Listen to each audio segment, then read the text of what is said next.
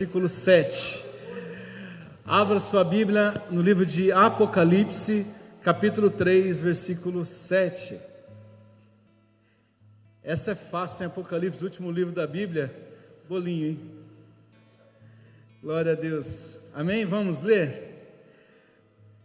Apocalipse 3, 7 diz assim: ao anjo da igreja em Filadélfia escreve: essas coisas diz o santo, o verdadeiro, aquele que tem a chave de Davi, que abre e ninguém fecha, e que fecha e ninguém abre. Conheço as tuas obras, eis que tenho posto diante de ti uma porta aberta, a qual ninguém pode fechar, que tens pouca força, entretanto guardastes a minha palavra, e não negastes o meu nome. Aleluia.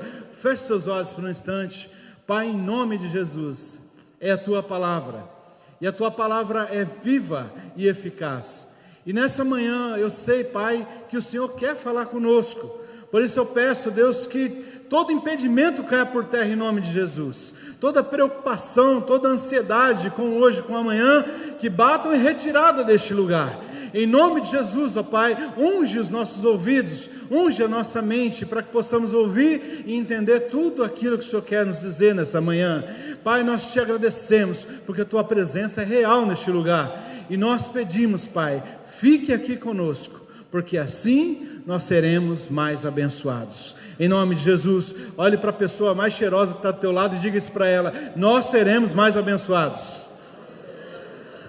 Glória a Deus. Glória ao nome de Jesus. Amados, falar de portas abertas é muito bom. Falar de portas abertas é algo que enche o nosso coração de alegria. Mas nessa manhã eu não vim falar de portas abertas.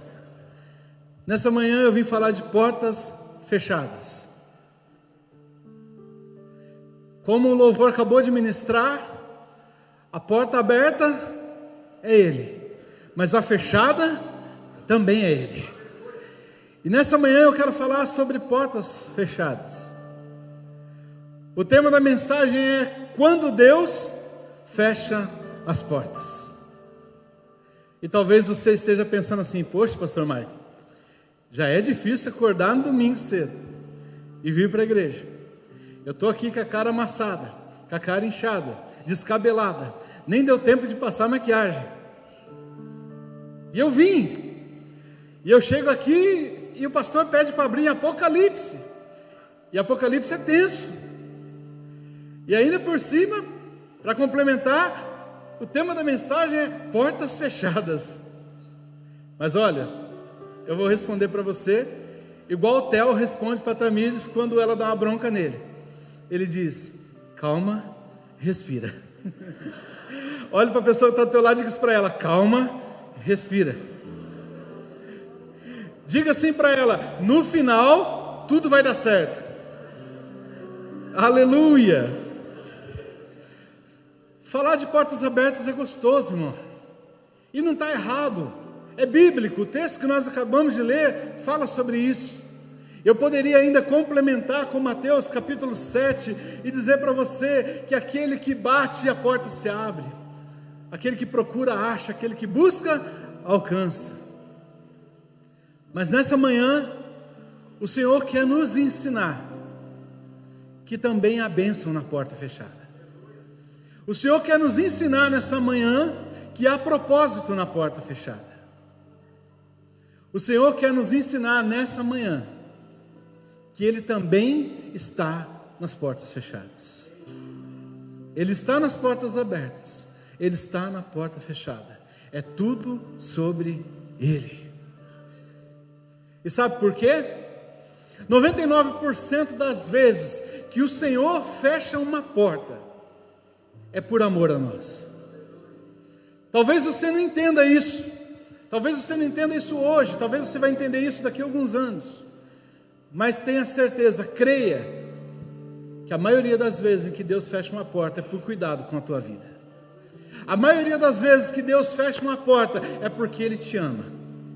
A maioria das vezes que o Senhor fecha uma porta é porque Ele não quer te perder. Eu estava conversando com a minha esposa esses dias, e ela me disse algo assim, ela é muito sincera, viu, irmãos? Muito verdadeira, uma das pessoas mais sinceras que eu conheço. Por isso que às vezes eu até penso duas vezes antes de perguntar: amor, eu estou bem, a roupa está boa, eu estou bonito, eu penso duas vezes, porque ela é sincerona.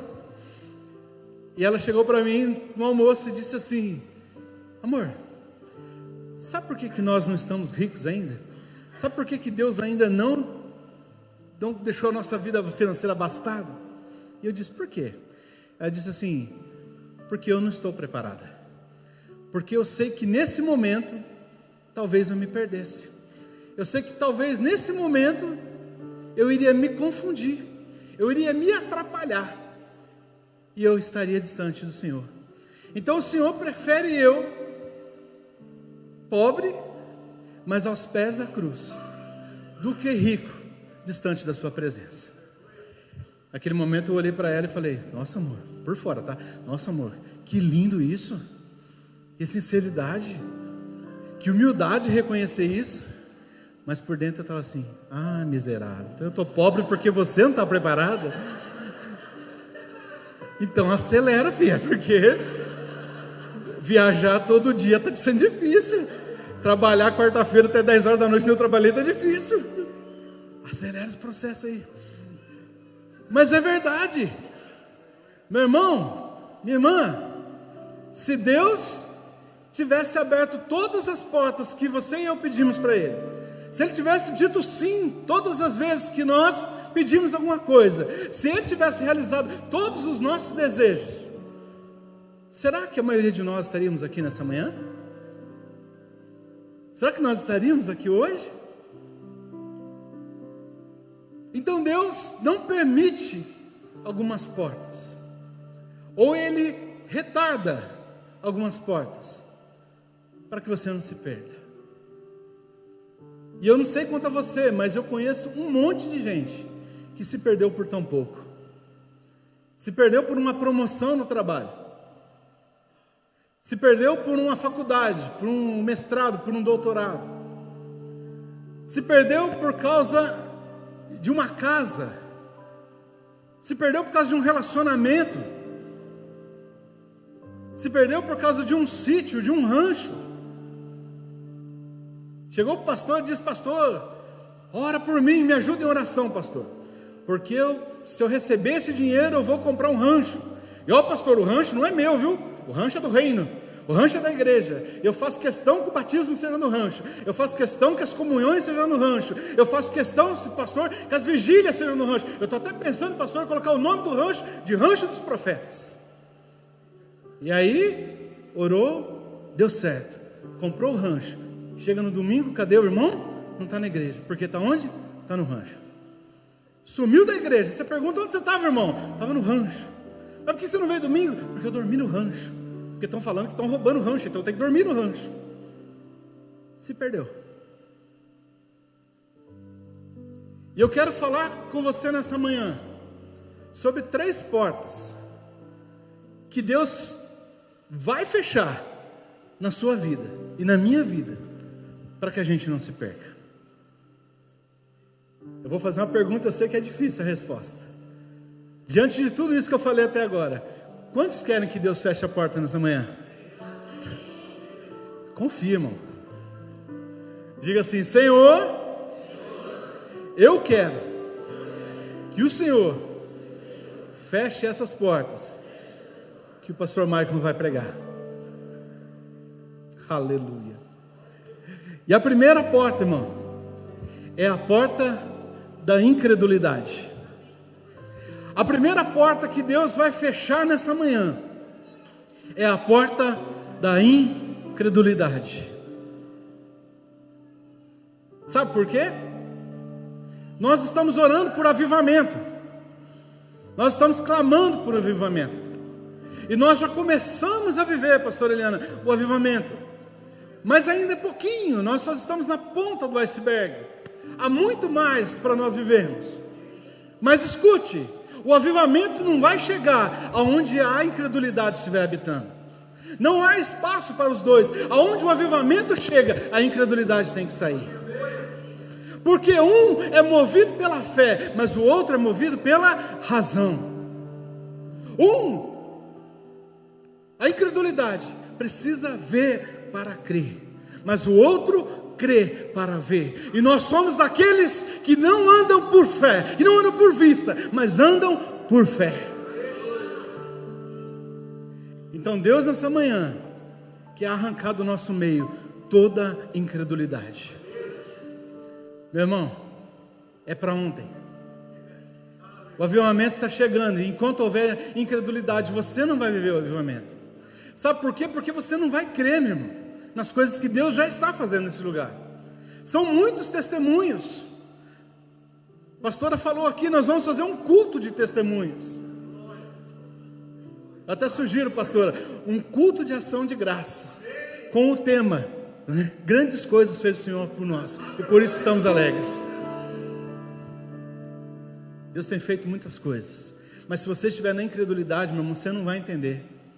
Como você vai entender, meu irmão, que uma pessoa que estava em depressão, e que perdeu o emprego porque estava na depressão, e essa pessoa vai fazer, como ela mesma usou as palavras, um biquinho, um serviço temporário, e no último dia daquele serviço temporário, aos 45 do segundo tempo, ela já ali preocupada, o que eu vou fazer amanhã, porque hoje está terminando, e quando ela liga o celular, tem 15 ligações perdidas, dizendo, há um novo emprego para você. A incredulidade não vai deixar você crer nisso. A incredulidade não vai deixar você acreditar que nós viemos aqui numa segunda-feira de intercessão, e enquanto nós estávamos adorando ao nome de Jesus neste lugar, o Senhor de repente começou a colocar um novo cântico em meus lábios, e dizia, vem ó rei, estende o seu cetro, e de repente a pastora começa a chorar, a Kézia começa a chorar, a irmã Marta começa a chorar, todo mundo, porque todo mundo ao mesmo tempo teve uma visão do trono de Deus, e nesse trono Deus estendia o cetro. Mas se você viver na incredulidade, você não vai crer nisso. Você vai achar que tudo isso é coisa da nossa cabeça. E Deus quer que você viva isso. Deus quer que você tenha as suas experiências, que você não precise viver da experiência dos outros, do testemunho dos outros, sempre contando o que o outro fez, o que você ouviu, o que você viu na internet. Não, Deus quer que você tenha a sua experiência. Em outras palavras, Deus quer que você seja um crente cientista, que você viva de experiência. E eu quero falar com você nessa manhã sobre a porta da incredulidade. Gênesis capítulo 7, versículo 1. Por favor.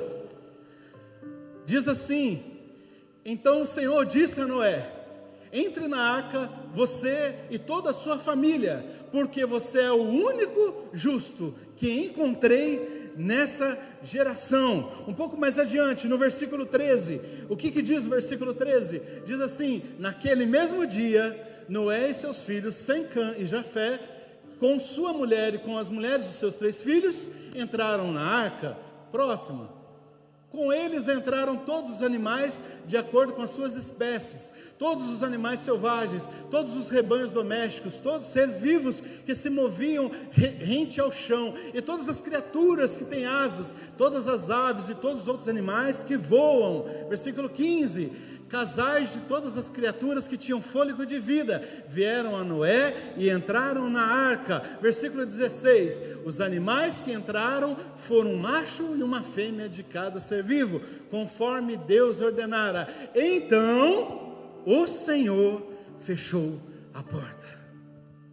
Quem fechou a porta? Mas o projeto era para quem? Noé. A promessa era para quem? O anúncio foi avisado para quem? Quem teve que separar um casal de cada animal? Mas quem fechou a porta? O Senhor. E sabe por quê? Porque Deus não tolerava mais a incredulidade dessa geração. Uma geração inteira incrédula. Moisés falando, Noé falando, Noé pregando, Noé construindo a arca, e ninguém acreditando. E eu ouso dizer que até zombava. Velho caduco, fanático, lunático. não cai uma gota de água na terra e você está fazendo um barco. Qualquer semelhança com os dias de hoje será mera coincidência.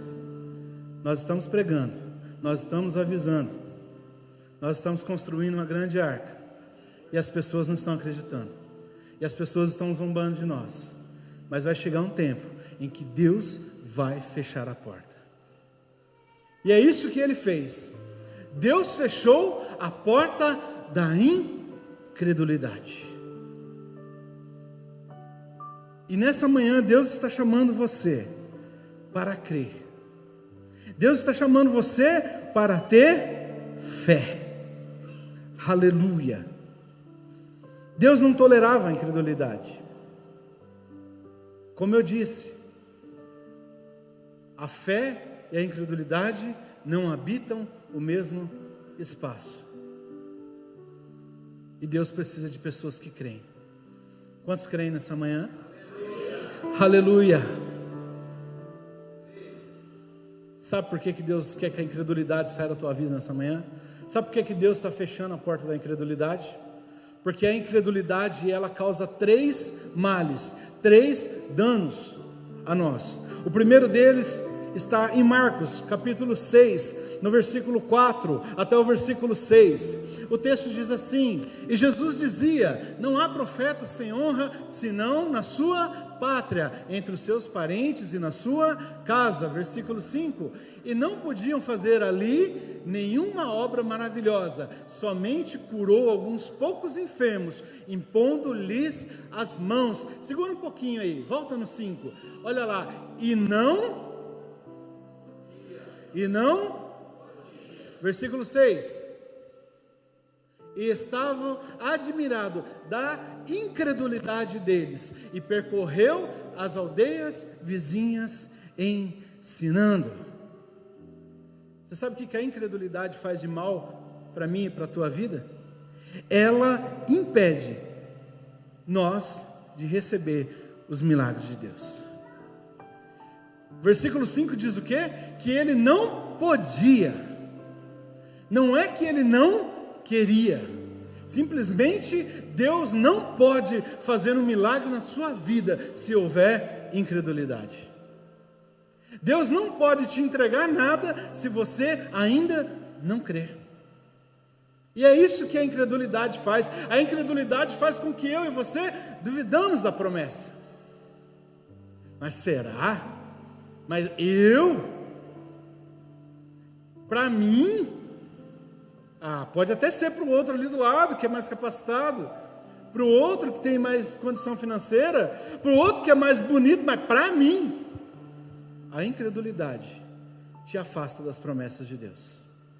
O segundo dano que a incredulidade faz na nossa vida, Hebreus capítulo 13, versículos 16 ao 19, vamos lá? E diz assim, Hebreus 3, 16 ao 19, aleluia. Glória a Deus, é domingo de manhã, está aquecendo os motores. Olha lá.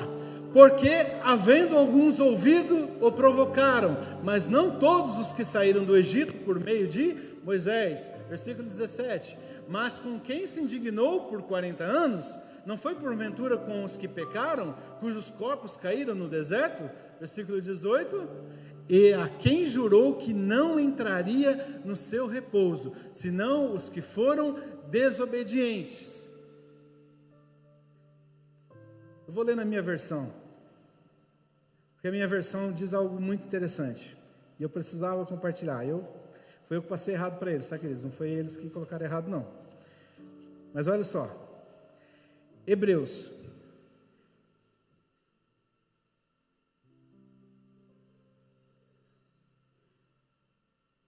não, é que eu não terminei, versículo 19, e vemos que não puderam entrar por causa da sua incredulidade.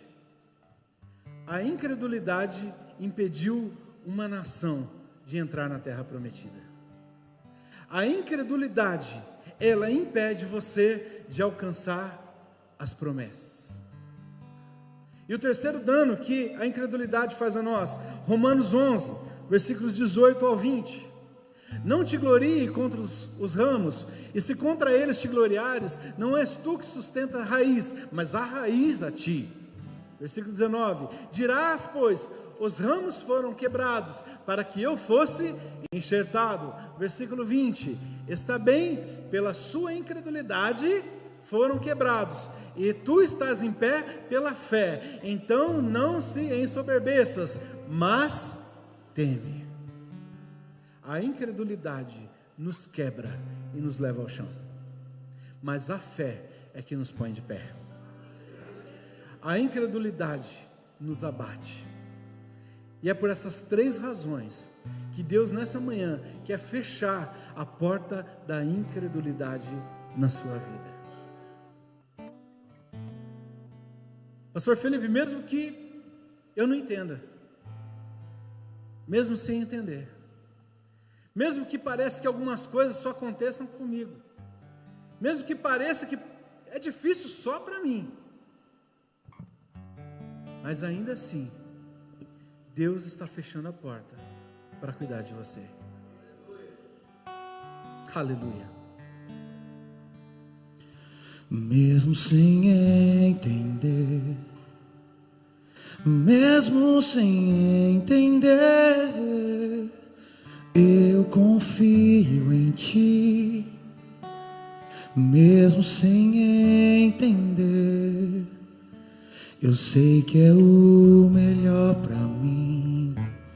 Mesmo sem entender, Deus, mesmo que eu não consiga entender e queira tudo do meu jeito, eu até choro e às vezes até chego a dizer: por que é que tem que ser tão difícil pra mim? É assim, não é? Parece que é difícil só pra mim. Aleluia. Deus.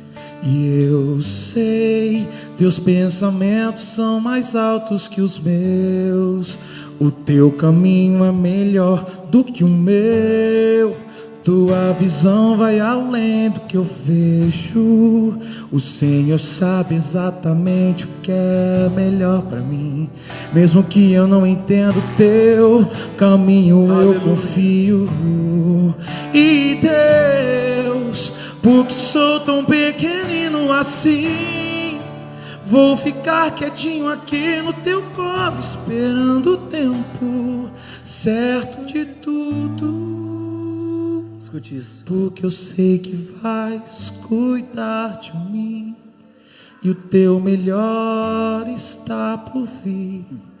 Eu sei que é o melhor para mim, mesmo sem entender. Aleluia, glória a Deus. Você pode aplaudir o Senhor? Ele está cuidando de você mesmo quando você não entende, mesmo quando você chora, Ele continua cuidando de você. A segunda porta que Deus quer fechar nessa manhã é a porta da imaturidade. Aleluia. Nós estamos, como eu disse, vivendo o avivamento, buscando o avivamento. E o avivamento na mão de um cristão imaturo é um desastre. O avivamento na mão de um cristão imaturo pode se tornar uma tragédia. Nossa, como assim, pastor? Do que você está falando? Em 1978, um lunático chamado Jim Jones, ele foi construir um lugar e separou um grupo de pessoas naquele lugar e começou a viver só entre eles. Não tinha comunicação com ninguém, se escondeu de todo mundo e achava que era um homem usado por Deus. Mas sabe qual foi a consequência?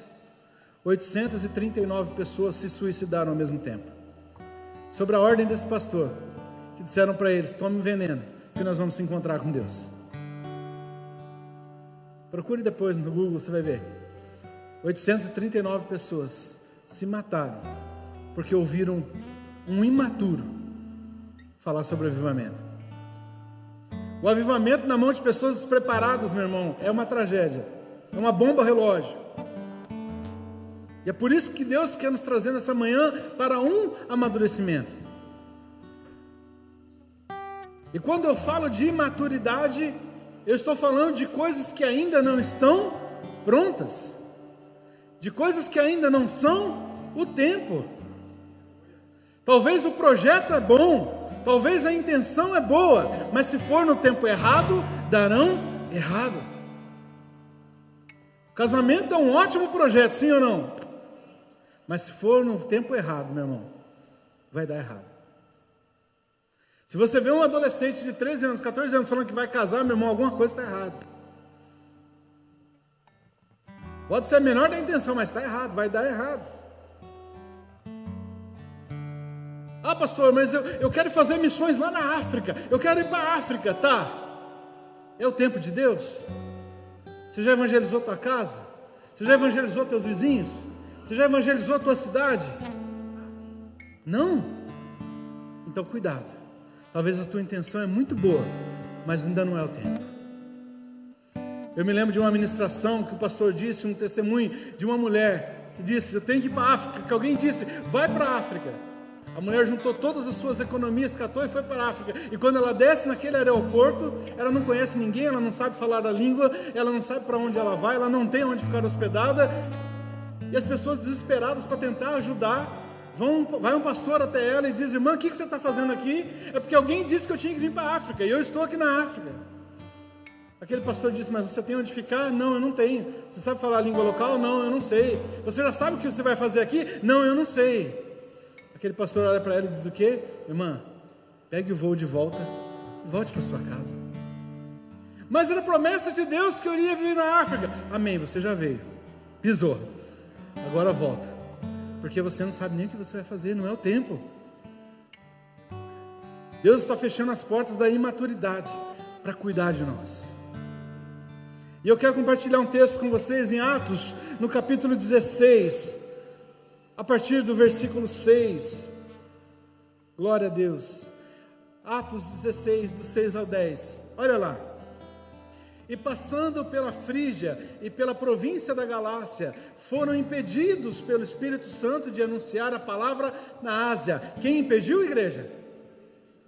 Amém, versículo 17, e quando chegaram a Mísia, intentavam ir para a Bitínia, mas o Espírito não lhe permitiu.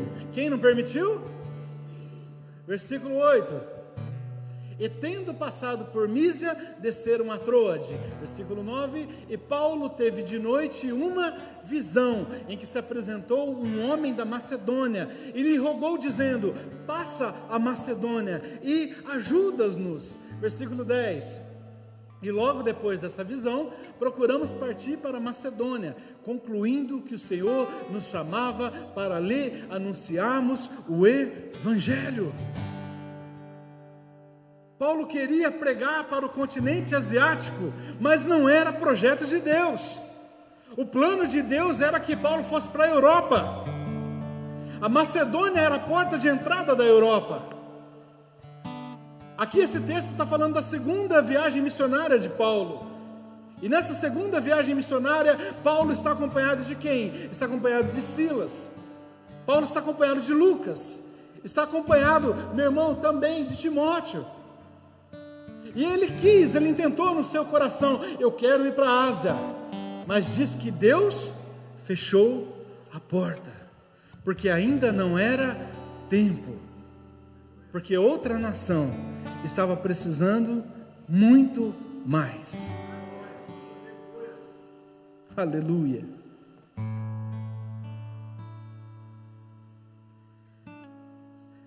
Sabe o que a maturidade quer nos ensinar nessa manhã? Que primeiro, para eu viver a vontade de Deus, eu vou ter que me submeter à sua autoridade. Eu quero viver a vontade de Deus, mas antes eu preciso me submeter à sua autoridade. Eu quero ser usado por Deus, sim, mas antes eu tenho que obedecer o Espírito de Deus. Dá um som maior para mim. Aleluia. Aleluia, Jesus. Sol. Se eu quiser adorar a Deus, tenho que entender seu filho. Se eu quiser adorar a Deus, tenho que ouvir do Espírito. Tenho que ouvir o Espírito e obedecer. E obedecer.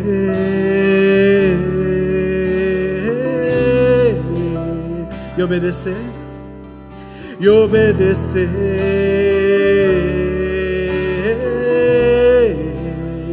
Tenho que aprender a ouvir, mesmo sendo que não quero. Tenho que aprender a ouvir.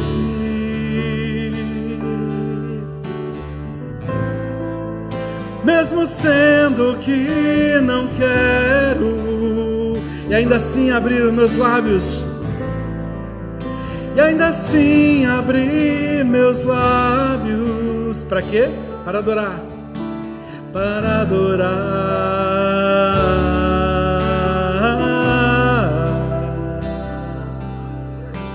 para adorar.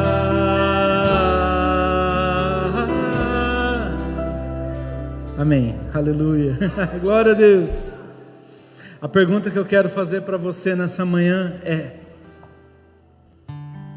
você está preparado para submeter à vontade do Espírito Santo,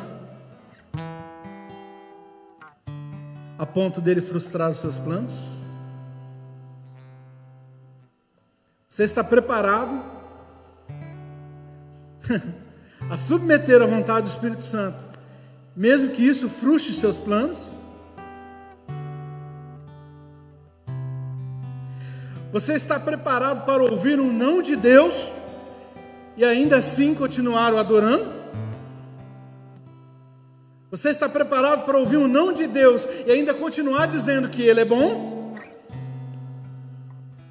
Porque é isso que a maturidade vai exigir de você.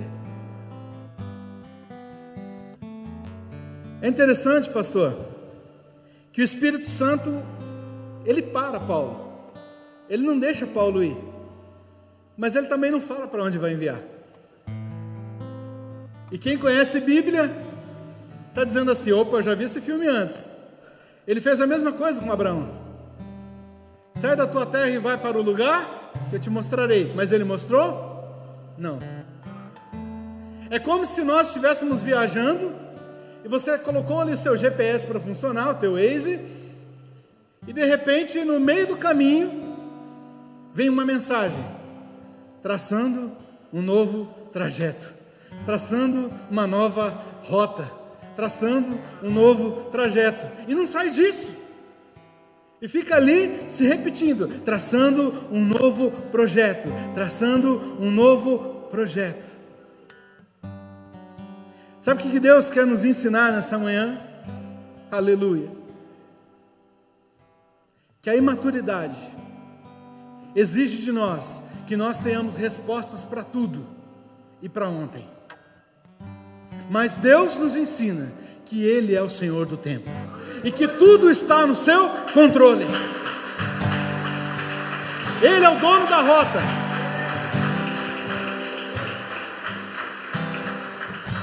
Aleluia, glória ao nome de Jesus.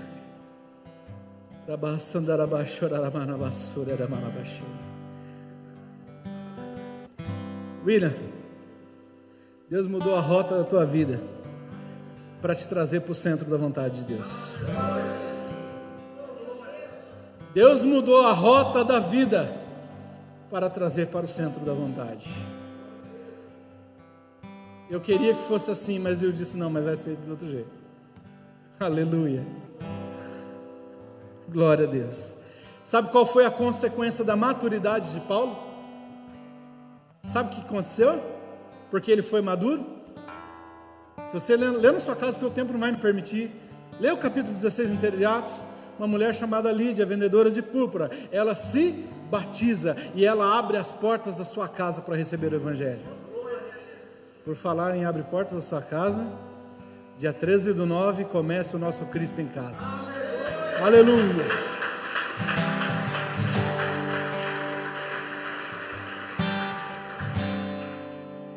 Para mais informações, acesse o link da igreja. A consequência de ser obediente, de ser maduro, Lídia se converte, se batiza, abre as portas da sua casa. Uma jovem possessa que tinha um espírito de adivinhação é liberta. Por consequência disso, Paulo e Silas são lançados na prisão. Mas à meia-noite, eles estavam louvando e as cadeias caíram. O carcereiro achou que ia morrer, porque os presos todos estavam livres. Mas foi uma porta aberta para que o Evangelho entrasse. E não só para ele, mas o versículo 31 diz o quê? Crê no Senhor Jesus e será salvo tu e a tua casa. Percebe que há uma semelhança aqui nos dois tópicos? Coloca de novo Gênesis 7:1, por favor. Presta atenção nisso, igreja. Gênesis 7:1. Então o Senhor disse a Noé: entre na arca você e toda a sua família, porque você é o único justo que encontrei nessa geração. Olha que interessante, pastor Eliana. Ele era o único justo. Deus estava falando com Noé, mas disse que ia salvar quem? A sua família. Deus estava falando com quem? Com o carcereiro, mas disse que ia salvar quem? A sua família. O que Deus está dizendo para mim e para você nessa manhã? A salvação é individual, mas o plano é familiar.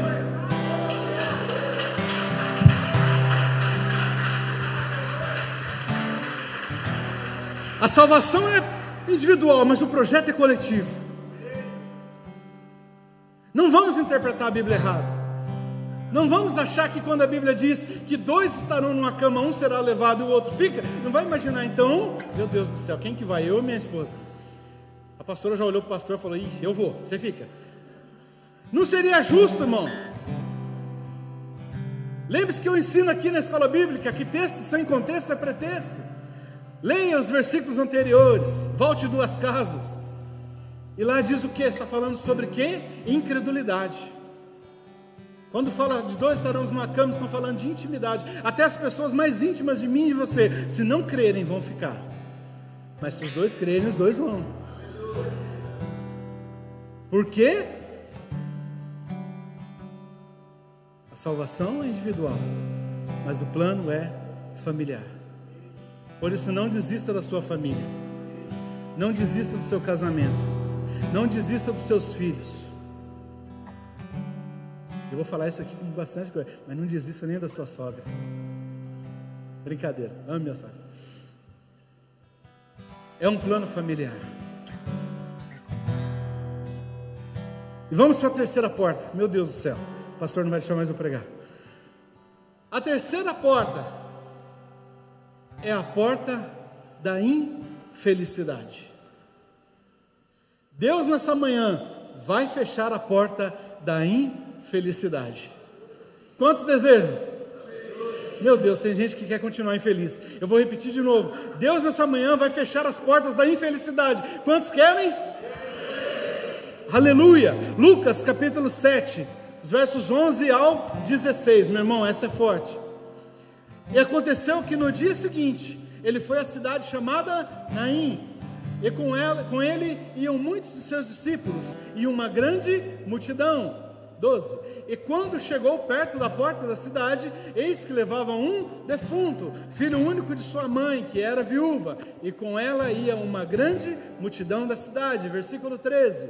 E vendo-a o Senhor, moveu-se de íntima compaixão por ela, e disse-lhe: não chores. Versículo 14. E chegando-se, tocou o esquife, e os que levavam pararam, e disse: jovem, a ti te digo, levanta-te. E o que fora defunto assentou-se e começou a falar. Versículo 15. E entregou a sua mãe. Versículo 16. E de todos se apoderou o temor, e glorificavam a Deus, dizendo: um grande profeta se levantou entre nós, e Deus visitou o seu povo. Aleluia! Esse texto fala de uma mulher infeliz. E por que essa mulher era infeliz? Porque ela tinha vivido duras tragédias. A primeira delas, ela perde quem? O seu marido. E agora ela está indo enterrar quem? O seu único filho.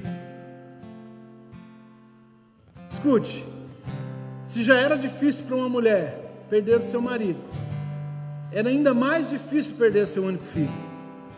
Porque nesse tempo aqui, nós sabíamos que as mulheres não trabalhavam, as mulheres não tinham renda. Então, quando o marido morava, quem assumia a mãe, quem cuidava da mãe em todos os sentidos, era quem? O filho. Mas agora ela está passando pela mesma tragédia que ela passou um tempo atrás. E agora ela está indo enterrar o seu único filho. Mas o texto diz que no versículo 12, ela estava à porta da cidade. Sabe por quê? Porque todos que morriam, os mortos, eles eram enterrados fora da cidade. O cemitério ficava fora da cidade. E agora essa mulher está onde? Na porta da cidade. Só que agora alguém vai chegar neste lugar. Aleluia! Ela estava na porta da cidade. E o versículo 12 diz assim, coloca aí para mim por favor, Lucas 7:12. E quando chegou perto da porta da cidade, eis que levavam um defunto. Quem chegou diante da porta? Jesus. Em outras palavras, e essa só para quem vai pegar aqui, a porta estava diante da porta. Aleluia, glória a Deus. João, no capítulo 10, no versículo 9, diz o quê? Eu sou a porta, e se alguém entrar por mim, salvar-se-á, e entrará, e sairá, e achará pastagens. A porta estava diante da porta.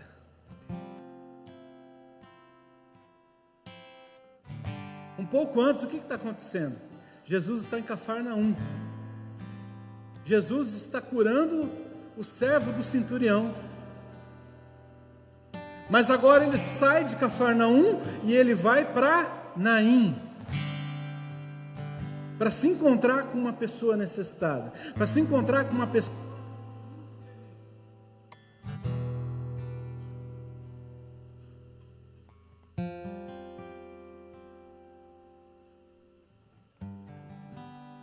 Som, chegou.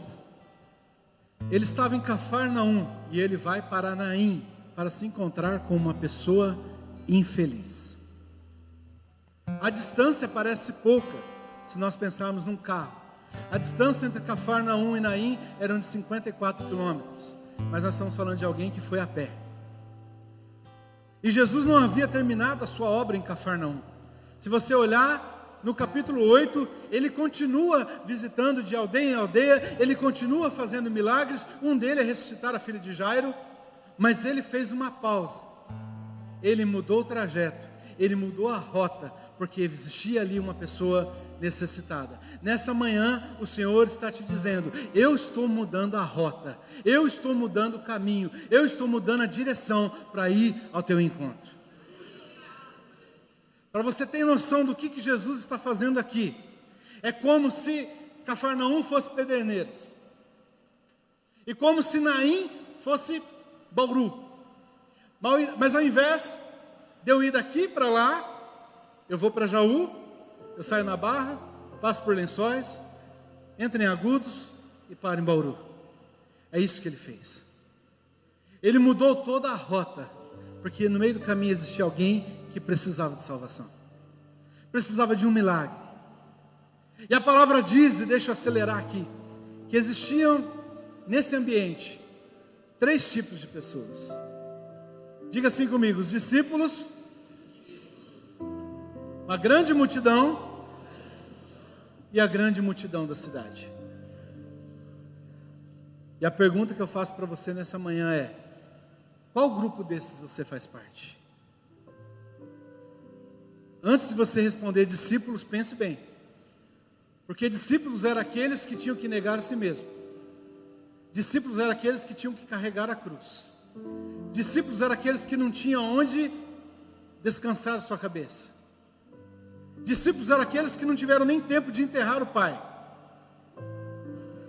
E você muitas vezes não consegue renunciar nem horas de descanso para estar no ensaio. Então será que você é discípulo mesmo? Não tenha pressa de responder. O segundo grupo é a grande multidão. E vale a pena observar que todo lugar onde Jesus estava, existia multidão, pastor Canato. Mas nem todo lugar que tem multidão, existia Jesus. Todo lugar que Jesus estava tinha multidão.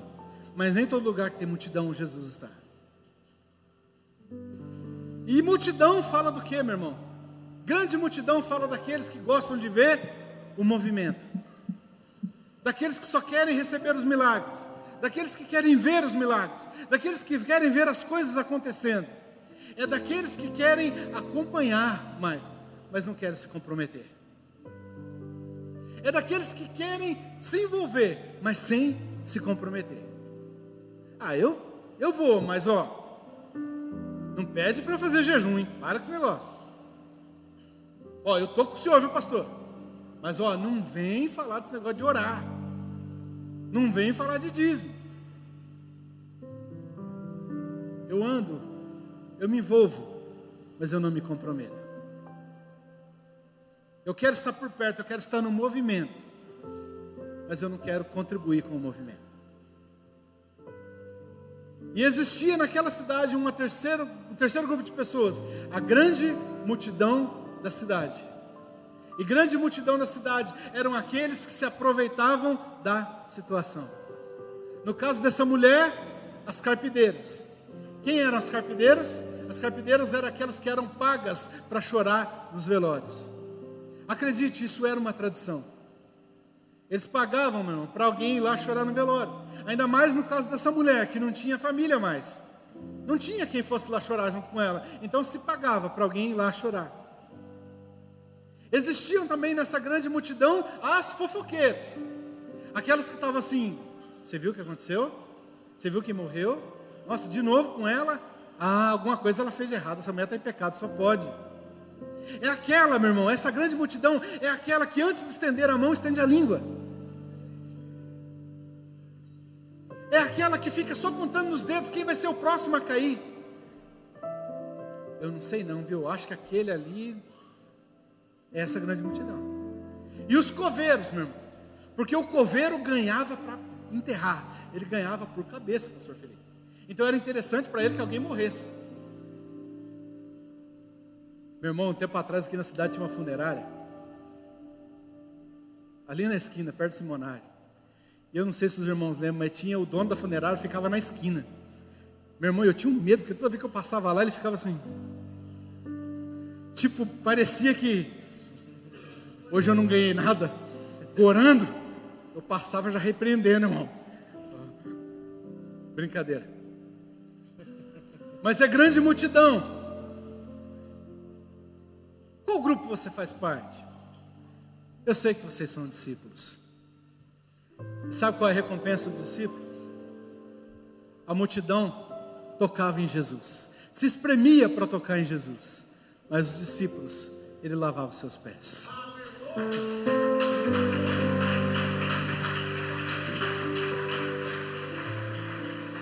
A multidão era contemplada com a multiplicação para saciar a sua fome, mas os discípulos, ele dava a Santa Ceia.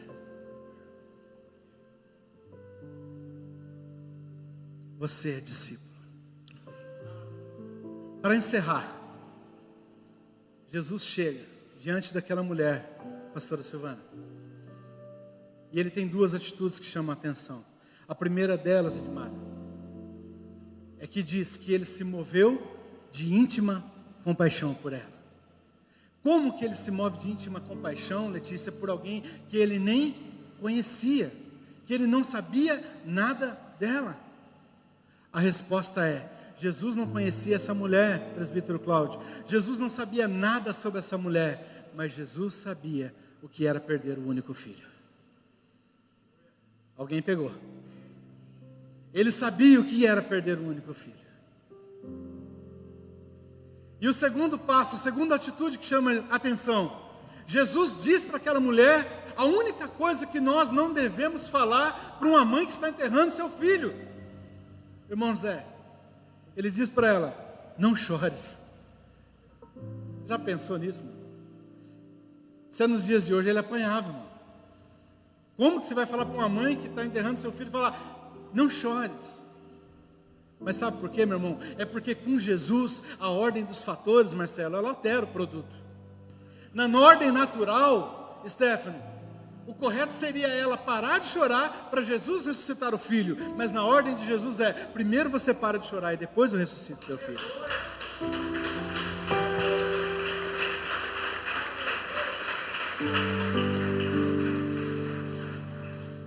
E sabe por quê?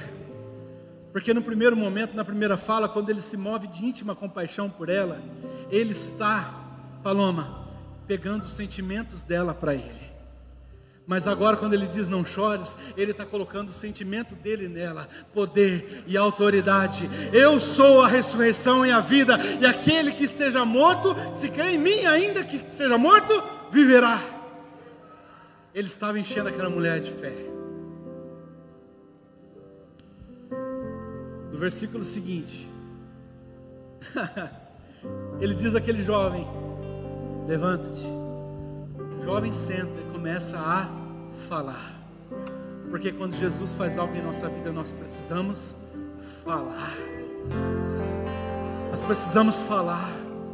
Não guarde para você, comece a falar. Comece a proclamar aquilo que Jesus tem feito. Comece a proclamar os milagres que Ele fez na sua vida. Meu irmão, aqui está cheio de milagre. Meu Deus, tem milagre vivo aqui, meu irmão. Tem milagre que caiu da casa e deram por morto. Tem milagre que teve Covid e deram por morto. Meu irmão, está cheio de milagre aqui. Comece a falar. E para encerrar, ele entrega a sua mãe. Sabe o que isso quer dizer? Que eu estou fechando a porta da infelicidade para te dar um futuro melhor, para te dar um futuro de felicidade. A porta aberta é dele, mas a porta fechada também é ele. É isso que Deus está fazendo essa manhã. Se coloque de pé, vamos falar com Deus em nome de Jesus. Pastor,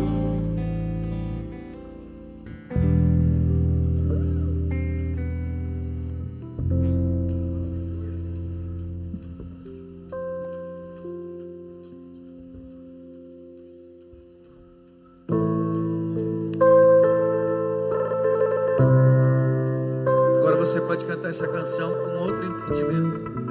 Sim ou não? A palavra